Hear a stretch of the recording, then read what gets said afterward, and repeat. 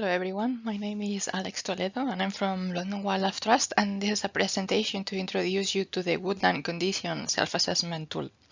This is a project that has lasted now 2 years, is about to end soon in 2025. And the funding comes from the Heritage Lothbury Fund through the GLA. But the ones that we have been developing and delivering the project has been London Wildlife Trust, the Conservation Volunteers, and Trees for Cities. First, I would like to introduce me briefly. So I'm the conservation ecologist of London Wildlife Trust. I have a background in research, specifically in bird research, and in London Wildlife Trust, I monitor I monitor the surveys in all the reserves that they cycle. So every year they are a little bit different, and I also manage several projects. For instance, I have been managing this one. This woodland condition self-assessment is part of a two-step process. So the first step of the process is going to be using this assessment to get a score, and this score will define the condition of the woodland. This is the very first step. The ideal moment of the year to do it is from mid-March till mid-May, when you have all the ground flora flowered and you can identify the species better. The second step of the process will be using a woodland management toolkit. With this toolkit, you can input the score from the first step of the process, and it will recommend you actions that you can do in your woodland. It is not recommended using the second step without doing the first one, because the first one will give you an idea of the condition and will tell you what aspects are the priorities, which are the best things on your woodland ecologically speaking, the worst things. So it is very important to run the first one before the second one. The woodland condition self-assessment, it is finished. We tweak it, we trial it, and it is very finished. The second step is not finished. At this moment, Alastair, my colleague from the Conservation Volunteers, is running trials for this tool. So if you are interested in participating and seeing how well the tool runs for you and you want to be our guinea pig, please write to him. This is his email. First of all, I would like to ask, yourself and see what is your opinion of what a condition assessment is. It may sound something very technical or scientific, but it's actually something that we do in our day-to-day life with a lot of things. So basically, a condition assessment is comparing something with a standard that we consider good. And we do this when we think about beds, tables, or whatever in our day-to-day life. It's just that we don't call it that way, but it's something that we are doing it mentally with everything. If we apply to the woodland, it is something that we can do by ourselves in a very intuitive way. For instance, I would like you to spend a couple of minutes thinking about this picture of a woodland. Just maybe pause the video, think a little about it a little bit, and tell me what do you think about the ecological condition of this woodland. Pause now. And now I will let you know what I think. So in this picture, you can see a lot of erosion and compaction. As you can see, there is here very close in the picture, there is no underground flora, there is no shrubs. This picture was taken after the lockdown. So a lot of people went to walk a lot around their local woodland, so there was a lot of erosion and compaction. So you can see that the path has been widened, and do you see that there are some blocks on the ground trying to delimit the path, but people have walked outside of the paths, so compacting this a lot. If you look a little bit in between the understory, beyond this first erosion, you can see that the shrub layer is very dense. So I can imagine that if you walk inside, there will be very little amount of light reaching the ground. So possibly this is a very dark woodland. These are the two main things when you can look at this picture. I show you another one. Again, pause the video, think a little bit for a couple of minutes and let me know what you think. And again, I can tell you my opinion. So in this case, the first thing that that anyone can think is that it is very, very dark. So you can imagine that there is very little amount of light reaching the ground. And this is because there is a lot of ivy growing on the trunks. If you can see, the shrub layer is very, very dense. But also, if you look at the ground, it is fully covered by ivy. So if you can imagine, if you're a little seed of a tree or a shrub that are trying to germinate and grow, you won't have a chance because the ground is totally covered by ivy, and then there is almost no light reaching the underground. So very difficult. If you pay a little bit more of attention, you can see some invasive species as well, or sorry, not invasive species, but very competitive species. And that is the main thing when you look at this picture. So if you see yourself, you have actually made a condition assessment without having any more technical knowledge of a woodland. And this is, for instance, an example of what I mentally have in my mind when I think of a good woodland. You can see something that you have all the layers. You have a ground layer of vegetation on the ground. There is light reaching the ground, as you can see, but you still have a shrub layer. So you can see that you have some shrubs and you have some trees. And if you look closely, you can see that there are some saplings of trees. So you have the different layers of the vegetation, light reaching the ground. So this is a good example of a good woodland, of a good condition woodland. And if you look closely, you can see that there is a path even going through the picture, and that path is not widened. Actually, you can merely see it, so people are not walking outside of the path and creating a lot of compaction. So this is a good example of a woodland in good condition. Now I would like to talk a little bit about the self-assessment and what is our proposal. First of all, it is a self-assessment. Actually, we changed the name because people thought that this will be some kind of exam and then we will be chasing the people managing the woodlands that are in worse condition or something like this. But no, it's not at all. This is not a competition between the different friend groups, or it's not a competition between woodlands. It's a self-assessment for you, for yourself, for your group to do over the years to see how is the condition of the woodland and to help you with the management. It's a way to self-assess how is your work on the woodland. But we are not going to be chasing anyone or anything.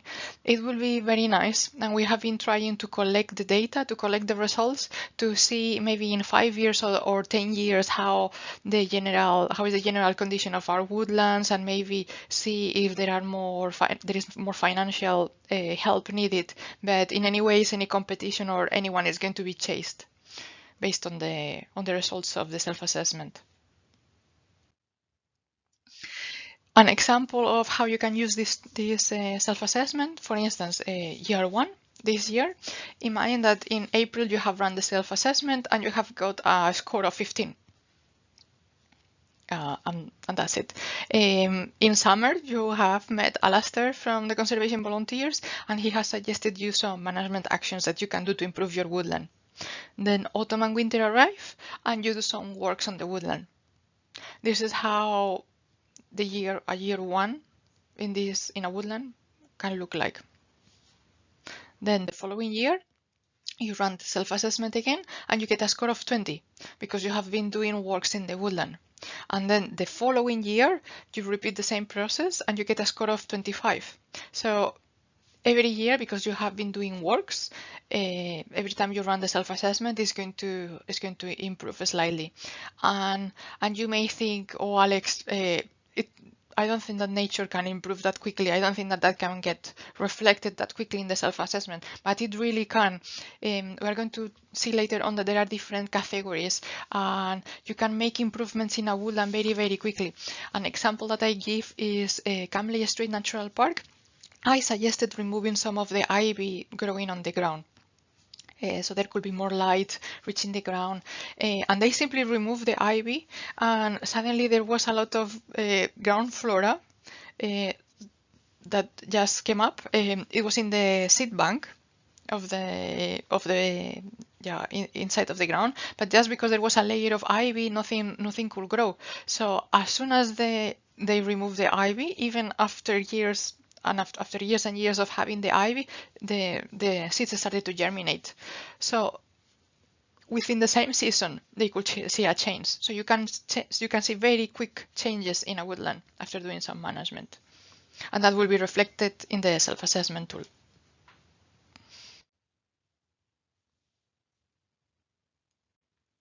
Now let's dive a little bit on how the tool works, the assessment works. So you have these 7 different categories, and you will go through the form one by one, filling some questions basically, and that will give you a score. So you will get a score for each category. And you can do that, you can write that in the form itself. So for every category you get a score, then you get a total overall score. And I know that we are humans and we love having a final number, like a final number of an exam. But in my professional opinion, it is much more valuable, more than having a total overall score, knowing the score for each category.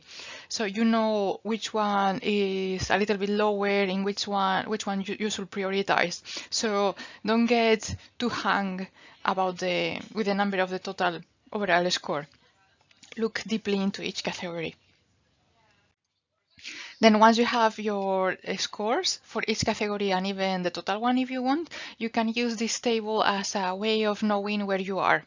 So if you get minus 13 as a total score, for instance, you really like that woodland needs a serious improvement. Between 13 to 30, it is needs improvement, but not as much as before. Between 31 to 53, it starts to be in favorable condition, although it still needs some work, and so on. So you can see for each of the categories where you are, and then for the total score. But as I mentioned, for me, it's more valuable knowing for each category where your woodland is more than overall it, because then you know what category you need to tackle more. Another important concept we need to understand very well is the concept of compartment. So you need to fill an assessment, a woodland condition self-assessment form per compartment. So it is very important that you establish the compartments before even you start to fill the forms. Otherwise, it can get very confusing. Some sites will have the compartments already established, especially the most established sites. Normally the compartments appear in the management plan, or you can ask to the site manager or the landowner. In other cases, you may need to define the compartments. So normally compartments are defined because the vegetation is very different or the management is different. So this is an example of a London Wildlife Trust Nature Reserve. And in the clay, I'm going to put you a couple of examples so you know how to differentiate compartments. Imagine that 11, because it is compartment 11 here in the map, because it's close to the river, it can get wet and you have mostly willows. So that will be compartment 11. However, compartment 10, that is a little bit more far from the river, you have mostly hazel, and it is in a coppicing rotation. So every 2-3 years, you coppice the hazel. In this case, you have 2 different areas with different species and very different management. So that will differentiate a compartment. Another example could be, imagine that you have 11, you decide to copy 1 year, one compartment, half of the compartment, but not the other half. In that case, if you want, maybe you can break down 10 in 2. So you can have 10.1 and 10.2 and fill a form for each of them if you are doing an experiment and you want to see how they differ with time. So in this way, you can establish the compartments and you can name them. I would recommend you trying to keep the compartments names if they exist already, and try to move. If you need to change them, try to change them slightly, like 10.1, 10.2, 10.3, or tame point A, tame point B, not changing them completely, because then it starts to be a little bit messy.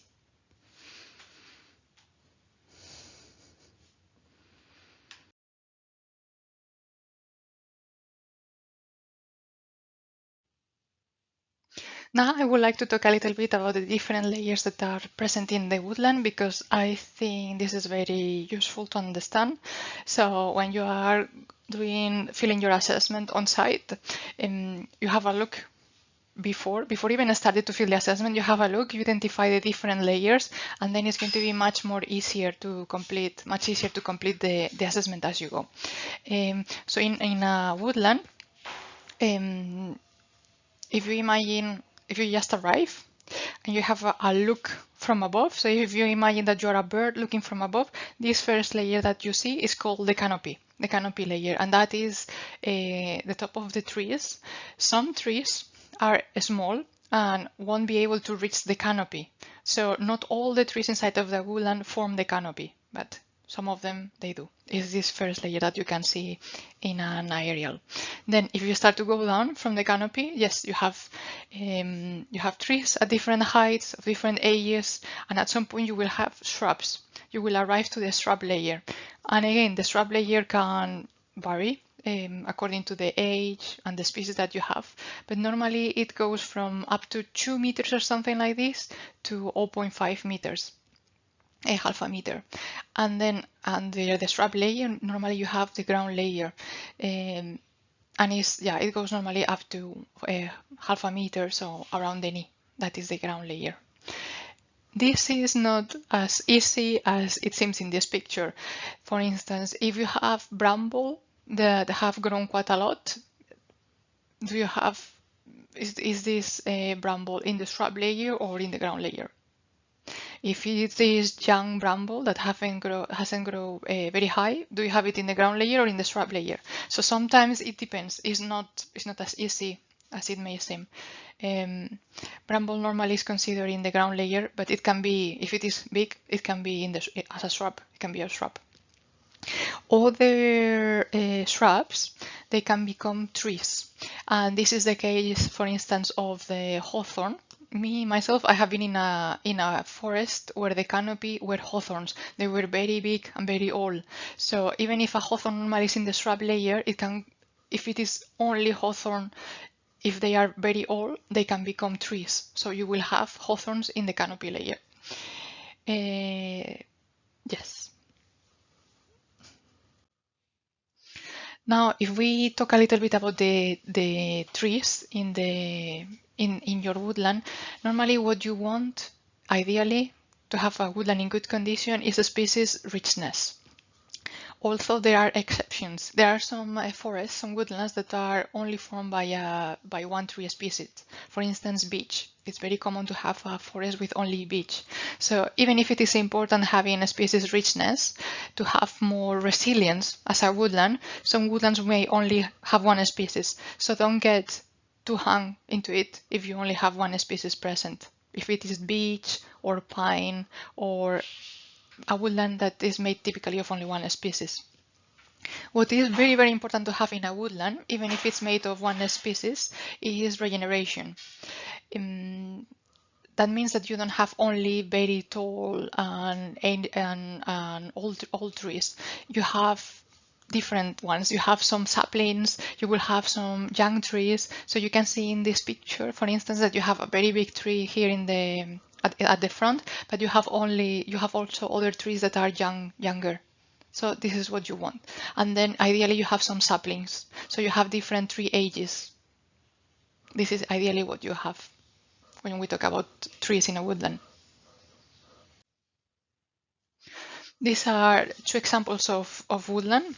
We have seen these pictures before. So the picture that you see above, it is in woodlands that are this dark, where the ground cover is basically only ivy or bramble or a mix of both. It is very rare to have saplings, for instance, because it is very dark. And yeah, if you imagine that you are a seat of a tree, it's very difficult for you to grow with this darkness and that competition by the ivy. Now, if you imagine the woodland that you have at the right, when there is a lot of light that reaches the ground, normally in a woodland like this, you will have saplings and younger trees because there is more light and less competition.